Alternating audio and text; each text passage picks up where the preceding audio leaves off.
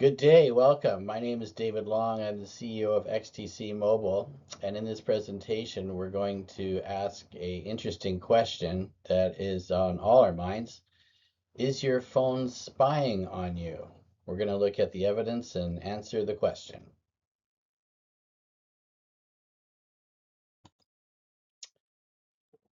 So, a little bit about myself. I'm the CEO of XTC Mobile, and if you want to get in touch with me, you can scan the QR code here.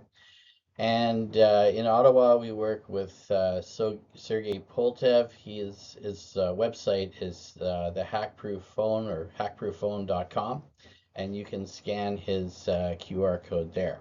Okay, so let's get into it. Okay, so as a historical reference, George Orwell wrote a book called 1984, which he published in 1949.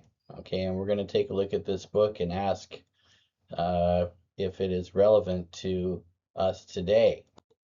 Okay, so what was 1984 all about? It was a dystopian novel, which means it was sort of a dark presentation of human society. And in there was a ruling party, a single party, and the world was divided into three parts. And these three parts of the world were constantly at war with each other, although nobody really knew why. They just simply knew that this is the state of the world. And it's one in which, and this is what's relevant, in this book, everybody is watched. Even their thoughts are watched. And this is why this book is something that we're looking at today as a point of reference. Okay, so that's 1984. So are we living in 1984? Yes or no? Well, let's take a look and see what the world is like today and compare it to this book. So what do we know? Well, we know we have phones. There's something like 8 billion phones on the planet. Now, in the book 1984, they had telescreens. When George Orwell wrote that book in 1949, we didn't have smartphones, so we had the concept of a telescreen. So, is a smartphone a telescreen? Well, let's look at what they do. They know your location. They have cellular communications, just like telescreens. There was a network of some kind, just like we have today. We've got Wi-Fi and IP networking. They have cameras and microphones, okay, and they can detect things within their proximity using Bluetooth. Okay, so let's take a look at this story. If you're Canadian, we all know Tim Hortons, and this actually happened where Canadian privacy regulators investigated Tim Hortons because of a mobile app. And I guess this app was supposed to just help you get your discount, but it did more than that. The regulators found, and you can look this up, in reality, the app tracked users as long as the device was on. So you've had your coffee, you had your coffee from Tim Hortons a week ago, but the app is still on your phone and it was tracking everything. So that was in 2022. Okay. Um, so the question is, who did you actually give your permission to? So when you, for example, got this app from Tim Hortons and you just hit OK, who are you giving your permission to, and where is that data actually going? Well, we don't know. That's the problem. So when you buy a phone, you're buying a product, okay, but there's services that go along with it and that involve data, like the Tim Hortons app. But who owns that relationship? Who's actually in charge? Let's take a look. So when you agree, and we all do this, we agree to Google's licensing terms. All Android devices have this. Does anybody stop and read what they actually say? Let's have a look. So these are Google's own words. They're Google privacy policy. You agree that you're going to give them your unique identifiers like the IMEI number of your phone, which is like that exact phone. We know it belongs to you. The device type, all of its settings. Okay, so if it has all of your settings, well, it's got everything, right? What type of operating system you're running, um, your mobile network information. So who's your carrier? I mean, that's everything, right? your phone number, okay, your IP address, and your system activity. System activity pretty much covers everything, right? So basically what this says is you're agreeing to give Google everything. Okay, these are their own licensing terms. Nobody ever stops to read, but that's actually what you're agreeing to. Okay, those are facts. All right. Now, they do good things. Google does good things. So what are the good things that it does? Well, you get Gmail.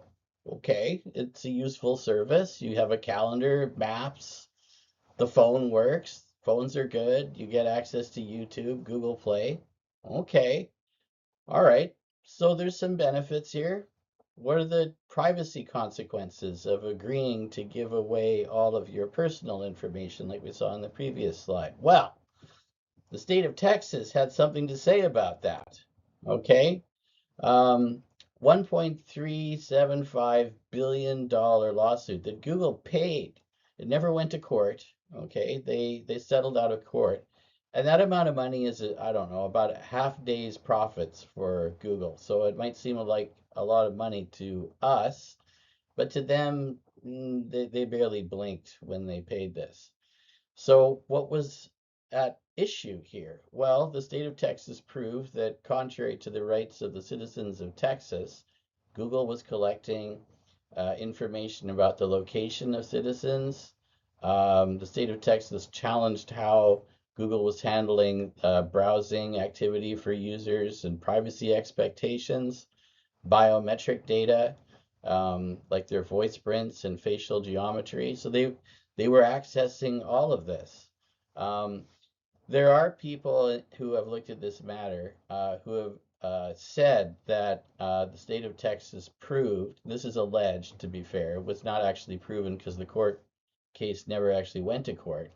Um, um, but they said that even though the microphone said it was off on these Android, these are certified devices, Android devices, it was still on. Um, so uh, there are stories and allegations about this. But if you look at the overall case, Google did pay this amount. We never saw again like what the final decision from a judge would be because it ended when Google paid, but this actually happened. Okay, so that's Google. All right, next one. The Signal Gate. So this was one where a editor from the Atlantic, probably not a good idea. They invited this editor into this Signal chat group where they were discussing confidential information, highly confidential information. Um, so in this one, it wasn't so much a failure of the technology; it was a people and process that failed. But if you're using Signal for anything, this is an example of how easy it is when you don't use good uh, processes around people and behavior that you can have all the encryption in the world and it would still have this problem. Okay, so this actually happened. Um, WhatsApp is used in the private sector and in business. Now, when you use WhatsApp, the metadata, you agreed that Facebook can still collect the metadata around all of your conversations. So even though they're end-to-end encrypted, the metadata around this, you agree that this can still be collected, which is almost as good as having the information itself. And the keys are stored at Meta.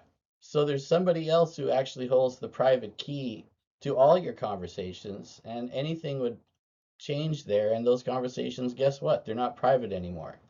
So for people who are thinking that they're secure using WhatsApp, absolutely not. Okay, so that's WhatsApp for you.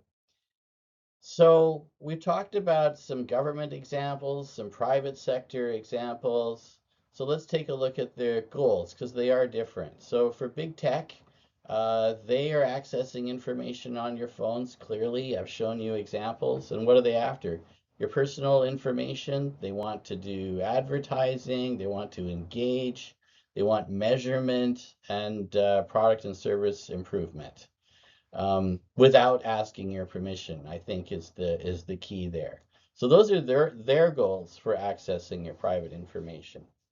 On the government side, government's goals generally are things like criminal investigations, law enforcement, national security, public safety, cybersecurity. These are generally good things. The problem is that it can go into that place where privately you may express opinions that would be protected in Canada or the United States or other countries under your rights to free speech. But all the government would have to do is say, well, we think that this is a public safety issue, for example, and now we're going to use these laws that we've given ourselves to maybe impede your rights to free speech. And this is actually happening now. So I'm not saying that these things are right or wrong, but I'm pointing these things out. First off, that the goals of the private sector and governments are different when they're accessing um, your phone. They're, both groups are going after the data on your phone, but for different reasons. So in Canada, we have Bills C8 and Bills C22. So these are not theories. These are actual laws that are going through in Canada. So definitely things to take a look at. So let's look at Bill C8. So this is has gone through Parliament currently, and it's mandating cybersecurity basically for telecom companies. Um, they have a mandate now to protect critical infrastructure around finance, telecom, energy, and transportation. And there are duties imposed on the phone companies now that they have to comply. So Canada is defending itself against outside entities that are trying to undermine or could undermine the country. On its face, not a bad idea. But how does it affect you personally? That's something to think about. So then Bill C-22, this is an amendment to the criminal code, which relates to what I was showing you in the previous slide, where the government has new rights to gather information from telecom companies. And so under the I'm going to say the right conditions, these are probably good things. But on the other hand, it could go the other way. Um, and it depends on the nature of the government and the ability of the citizens to hold it to be accountable. So these are things to think about. I'm not saying that either of these things are good or bad, but they are happening right now, and they do affect your phone. Okay. So is your phone spying on you? Are we living in 1984? I don't know if we're quite at 1984 yet, but it looks like we're on our way. Okay, and is your phone? Yes, actually, if you look at the information in this presentation, it is. The private sector absolutely is. The government absolutely is. They're passing laws. So yes, your phone is watching you. I sorry to tell you that, but that's what the information here in this presentation is telling you. It is a sensor, like I've shown you, kind of like the telescreen. And it's the intent that matters. Is it the private sector that's behind there, or is it a government, Canada, the United States, or some other government? That the intent can tell you a lot. It could also be somebody else. Okay, so moving on. Again, just rewinding here. My name is David Long, company XTC Mobile. In Ottawa, we work with Sergey Poltev, author of Hackproof Phone, and you can check him out on hackproofphone.com. There's our QR codes. And I couldn't leave you with nothing to do and hopelessness. So I'm going to just show you a bit about what we do. So at XTC Mobile, we make secure phones. They are available to citizens. We generally sell these to business. So if you've seen this whole presentation and you're wondering, well, what can I do about this? These products are available now. It's a really good looking phone. We've made our own operating system called Xphone OS. It looks very much like Android, so if you're worried about, usability, not a problem. We come with an Apple style keyboard, and there's a whole stack of really good apps on there that are Google sandboxed or Google free. Okay, so your email, browsing on the web, and there's nothing you have to sign. Okay, there's no agreement anywhere where you're agreeing to give away any of your personal information when you use our products. You just buy it and you use it, and no one's watching you. Okay, so my name is David Long, company is XTC Mobile, and the product is the Lynx phone. Thank you very much.